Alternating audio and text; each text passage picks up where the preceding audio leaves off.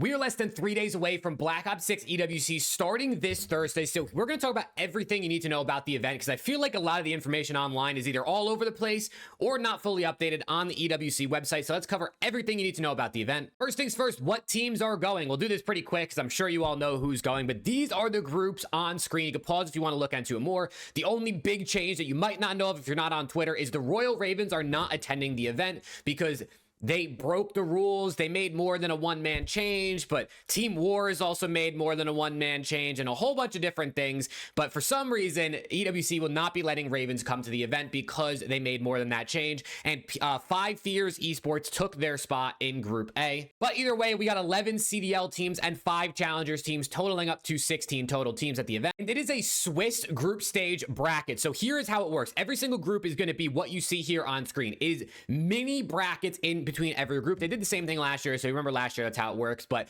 the best team in the group will play the worst team, and then the 2 middle teams will play each other. The winners will then play each other, with the winner of that match advancing out of the group in the #1 place. Then the losers will drop down and play each other in lower bracket. Whoever loses that first one will obviously be eliminated from the tournament. And then the second one, the decider match, whoever wins that will go out of the group as the second place team, and the other team will be eliminated. So it is mini little double elimination brackets in every single group for all 4. And then once you get out of the group stage, you move to the playoffs, which is going into single elim COD, which is, one of the biggest contention points for EWC, but it goes to just straight up single elim. You lose and you're eliminated, right? You start in quarterfinals, you got to make the semis, then you got to make the grands. And overall, I mean, you can win a total of 5 games and win this whole event, right? 2 in the group stage, and then 3 going from quarters, semis to grand finals, and win all of EWC. The prize pool breakdown you can see on the screen right underneath me. First place is going to get 600K, followed by second at 320, and then 200, then 100.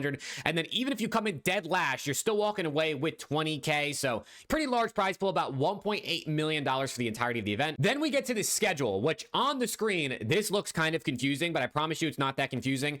I don't know why this says Wednesday, July 23rd, because this right here says Thursday, July 24th. So we're going to zoom in, because this is actually what matters right here on screen.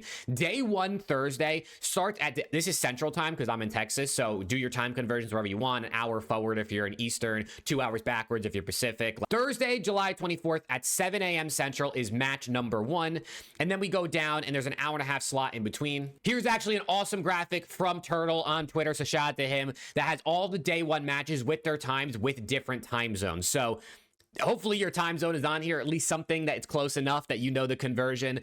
We will know the winners of every single group after day #1. So let's say Optic and Cloud9 win the 2 matches in Group A at the top there. They would play each other later that day. The winner of that would advance to bracket play, and they would be, they would already be into bracket play after day #1, which is pretty cool. Are going to see the winners on day 1 play twice. But you're probably wondering who plays who in the bracket, because right here on the EWC website, it doesn't even tell us. They don't tell us like, okay, the winner of Group A plays, the loser of Group D or whatever type of thing. So I figured it out for you based on what happened last year. So here's the way it's going to work. And I'll actually pull up the groups on screen so you can kind of see who's who and most likely to play each other. And I can give you my mini little predictions here as we talk about it. So the first team in Group A will play the second team in Group B. So looking at this, probably Optic versus either Surge or Thieves. If we look at the way champs went, it'll probably be Optic versus Thieves in the quarterfinal, which is pretty sick. The winner of Group D will play the second place team in Group C. So, FaZe or Miami versus second place in Group C. So maybe Boston Breach could look that, or maybe Toronto Ultra. Then it'll be the winner of Group C versus the second place in Group D,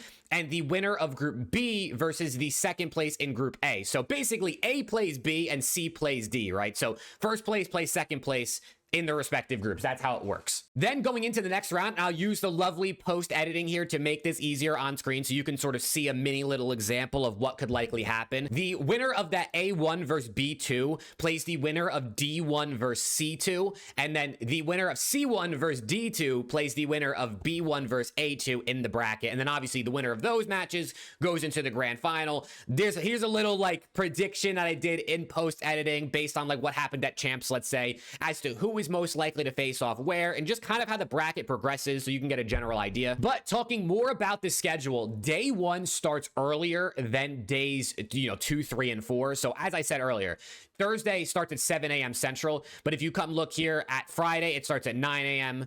Saturday starts at 9 a.m. and Sunday starts at 9 a.m. So they actually start 2 hours later on Friday, Saturday, and Sunday than they do on day number 1 Thursday, because I guess there's just more matches that day. So for all of, my homies here in NA with myself, you'll be able to sleep in a little bit longer on the weekend, but earlier COD than obviously what most people are used to, but personally I'm excited for it. You will also be able to watch the matches on pretty much any platform. You could watch it on YouTube, you could watch it on Twitch, you can actually go into Face It and watch matches directly through there, or you can even watch on TikTok, at least here according to the EWC website. These are all the places you can watch. I personally be watch partying and streaming on YouTube and Twitch, right, just to give people the option of where they want to watch. And now for some of the extra news that you may or may not have seen throughout the community in the last couple days, a couple different roster change things, and something like this where coaches are actually going to be allowed on stage to talk during the respawn mode. So during hardpoint and control, they'll be able to talk to their teams the entire time, as well as in search and destroy, they'll be able to talk in between rounds to obviously help their team strategize and figure out what they're going to do during each individual round.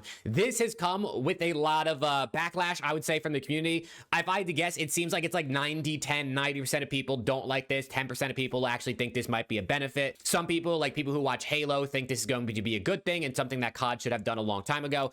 Me personally, I'm just excited to see what happens. What coach helps elevate their team? Do the coaches talk shit to each other? Like, imagine seeing like Clay and like Karma yelling at each other across the stage if Optic and Falcons played each other, which I don't think they probably will, but you never really know, right? I think this could be pretty interesting. I don't think this is something that sticks going forward. I really highly doubt this is like something the CDL would ever adopt, or maybe we won't even see it next year, EWC, who really knows, but something a little bit different. So I guess it's kind of cool. I think overall this helps the bad teams or the worst teams have a bit more of a chance, maybe, if they have a really good coach that can help them in the comms. So we're gonna see how this goes. And then in roster news, Linz is stepping away from competing with Team War at the event, and they're bringing in Bink, who was one of their coaches, as a stand-in for Linz ahead of the Esports World Cup. People are kind of going back and forth about this one, about whether they should be allowed to, because like this is technically a two-man change, because Diamond Con left obviously to go to LAG or to Gentlemates. So this is like a second change, but I believe he was on their coaching staff, so like he was under contract. So is it a second change? Who really knows? But they're going to the event. Linz is not going. Bink is stepping in for Team War, who probably wasn't expected to make it out of their group anyway, and I would guess even less now. And then lastly, real quick, Breaking Point put out their power rankings heading into EWC. I'm going to be making my own power rankings video, which is going to be dropping tomorrow, trying to rank all 16 teams. It's definitely hard to rank challengers teams, right? But they got Omit in the C tier, tied with Falcons, ahead of G2, ahead of Gentlemates, 2 CDL teams, which is pretty cool. And then obviously all the challengers teams underneath that. It's going to be a banger event, so make sure to subscribe and stay tuned for the power rankings coming tomorrow, as well as obviously the watch party coming later this week and into the weekend. So let me know what you think about EWC. Hopefully this helps you if you didn't know what was going on, and I'll see you all in the next video.